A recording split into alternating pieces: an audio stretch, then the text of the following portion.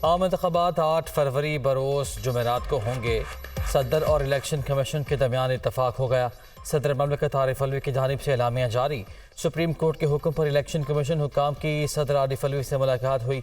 मुलाकात से पहले ECP हुकाम का अहम इजलास भी हुआ।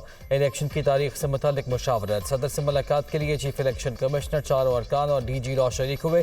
अटॉर्नी जनरल की भी सदर आरिफ अलवी से मुलाकात में अहम मुशावरत।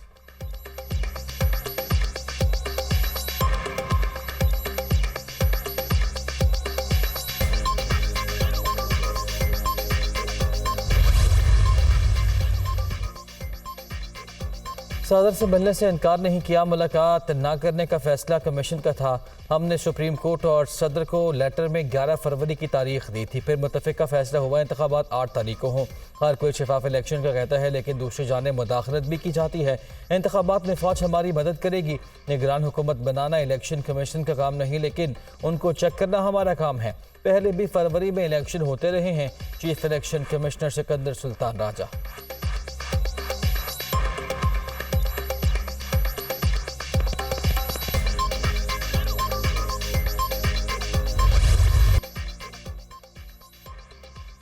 इलेक्शन कमीशन आज सुप्रीम कोर्ट को इलेक्शन की तारीख से आगाह करेगा। सुप्रीम कोर्ट ने इंतखाबात केस में इलेक्शन कमीशन को सदर से मुशावरत का हुक्म दिया। उम्मीद है मुलाकात के बाद मामलात हल हो जाएंगे। अदालत सिर्फ इस मसले का हल चाहती है, तकनीकी पहलुओं में उलझना नहीं चाहते। आम इंतखाबात की हतमी तारीख का ऐलान सुप्रीम कोर्ट से होगा। इंतखाबात की तारीख का ऐलान हो जाने पर तस्वुर किया जाए ये पत्थर पर लकीर होगी। हम इलेक्शन की तारीख बदलने नहीं देंगे। उसी तारीख पर इंतखाबात का इनेकाद यकीनी बनवाएंगे। अदालत अपने फैसले पर अमल दरामद कराएगी। दस्तावेज पर सबके दस्तखत होंगे ताकि कोई मुकर ना सके। हतमी तारीख के बाद उसमें तौसीक़ की दरख्वास्त नहीं सुनी जाएगी। तलखियाँ अपनी जगह, मगर तमाम सियासी जमातें अपना मंशूर लेकर आवाम में जाएं। आवाम को जिसका मंशूर पसंद आएगा वो उसे वोट देंगे। फैसले की 3 सर्टिफाइड कॉपियाँ भी देंगे। दस्तखत शुदा कॉपीज सदर ममलकत, अटॉर्नी जनरल और इलेक्शन कमीशन को फराहम कर दी। सुप्रीम कोर्ट का हुक्मनामा।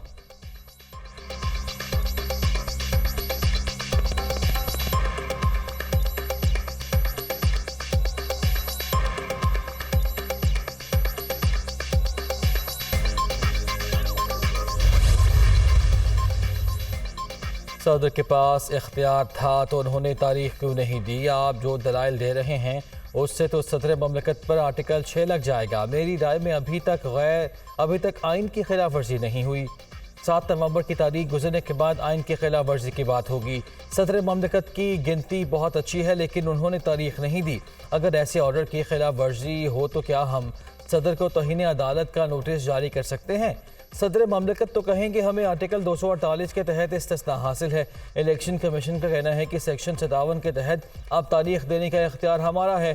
चीफ जस्टिस पाकिस्तान के 90 रोज़ में आम इंतखाबात से मुतल्लिक केस की समाअत के दौरान रिमार्क्स।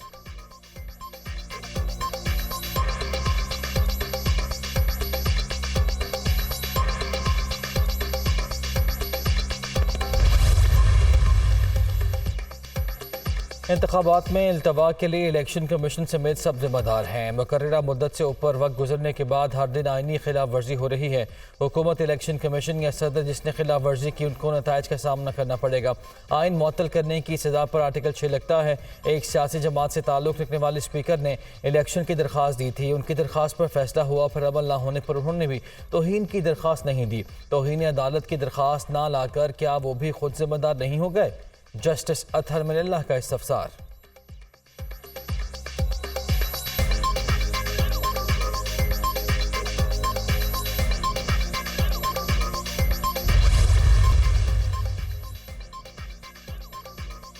नवे दिन में इलेक्शन ना होने से आइन की खिलाफ वर्जी हो चुकी। मुस्तकबिल में निगरान हुकूमत को भी ख़त्म कर देना चाहिए। अगर चाहते हैं कि इलेक्शन पर उंगली ना उठे तो तमाम जमातों को फेयर चांस दिया जाए। किसी को लाडला ना बनाएं। सबको बराबर मौके ना मिले तो जमहूरियत के लिए अच्छा नहीं होगा। मारूफ कानूनदान फारूक एच नाइक की गुफ्तगू।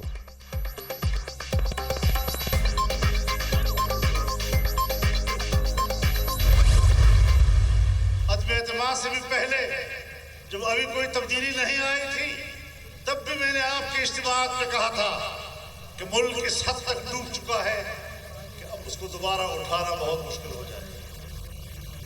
हमारे सियासी ज़ुआमा स्टेज पर ये बात करते थे कि अगर इक़्तिदार मेरे पास आया 6 माह में मुल्क की मईशत को संभाल लूंगा। मैं उन्हें कहा करता था कि नहीं, अब वो हालात नहीं, अब इमारत हिल चुकी है।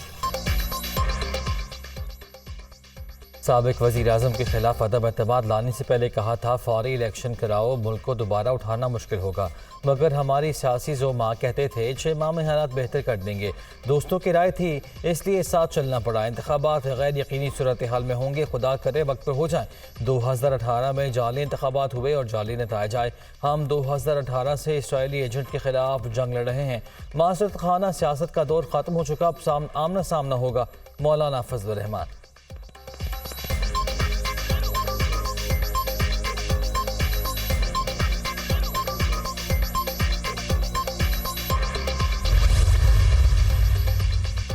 चेयरमैन सादिक संजरानी की ज़ेर सदारत सेनेट का इजलास ईवान ने नए तरमीमी ऑर्डीनेंस 2023 में 120 दिन की तोसी कर दी। करारदाद कसरत राय से मंजूर की गई। ऑर्डीनेंस में तोसी की करारदाद निगरान वज़ीर क़ानून इरफान असलम ने पेश की। JUI के सेनेटर कामरान मुर्तज़ा की मुखालिफत।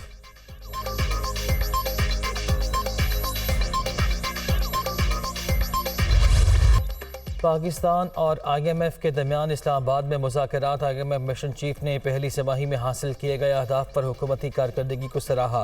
पाकिस्तान ने मुश्किल शोबों में बेहतरी के लिए इक़दाम किए। मईशत को दुरुस्त सिमत पर गामजन रखने के लिए इक़दाम जारी रखे जाएँ। मिशन चीफ नॉर्थन पोर्टर की गुफ्तगू। माशी बहाली के लिए IMF के साथ मिलकर इस्लाहात को आगे बढ़ाएंगे, निगरान वज़ीर ख़जाना।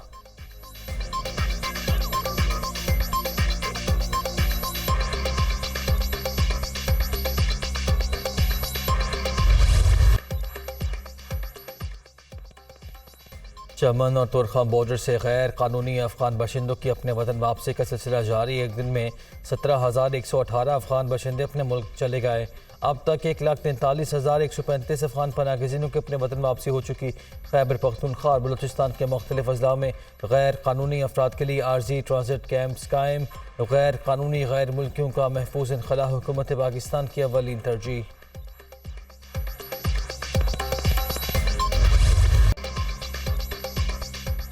इसराइली फ़ौज बेलगाम जबालिया पर 3 दिन में तीसरा हमला। शहदा की तादाद 200 से बढ़ गई। 777 ज़ख्मी, 100 से ज़्यादा अफराद लापता। शहादतों की तादाद बढ़ने का खदशा है। ख़वातीन और बच्चे भी शामिल। अक़वाम मुत्तहिदा के इंसानी हकूक़ की तंजीम ने जबालिया कैंप पर हमले को जंगी जुर्म करार दे दिया।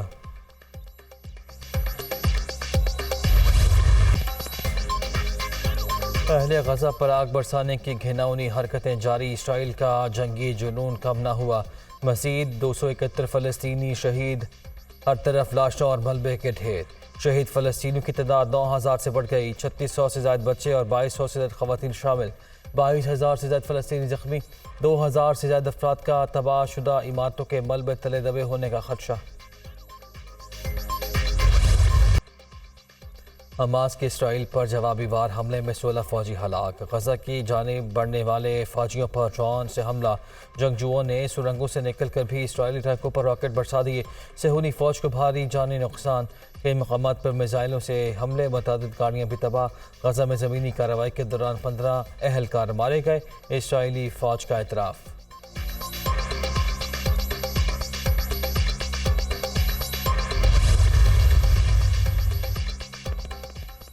गजा जदीद तारीख में सहाफ़ियों का सबसे बड़ा मक़तल।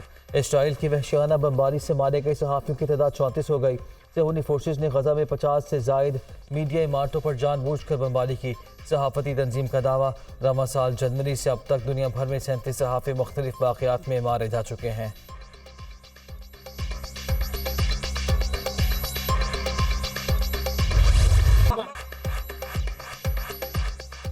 गज़ा पर इसराइली मज़ालिम, गम की दास्तानी रकम। अपने प्यारों को खो देने वाले शिद्दत गम से निढाल ज़ख्मियों के इलाज में मशहूर फ़लस्तीनी डॉक्टर अपनी ज़ख्मी बेटी को देखकर जज्बात पर काबू न रख सकी।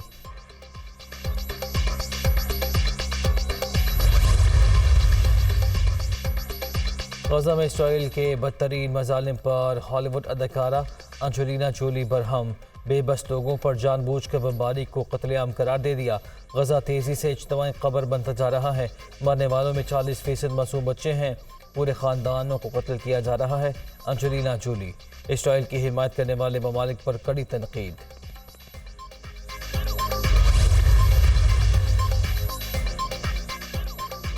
सऊदी अरब का फ़लस्तीन के लिए 5 करोड़ रियाल अतिया, 3 करोड़ सऊदी हुकूमत, 2 करोड़ रियाल वलीअहद शहजादा मोहम्मद बिन सलमान तय करेंगे। रकम फ़लस्तीनी अवाम के लिए अद्वियात, खुराक और बुनियादी अशियाए ज़रूरिया की खरीदारी पर खर्च की जाएगी।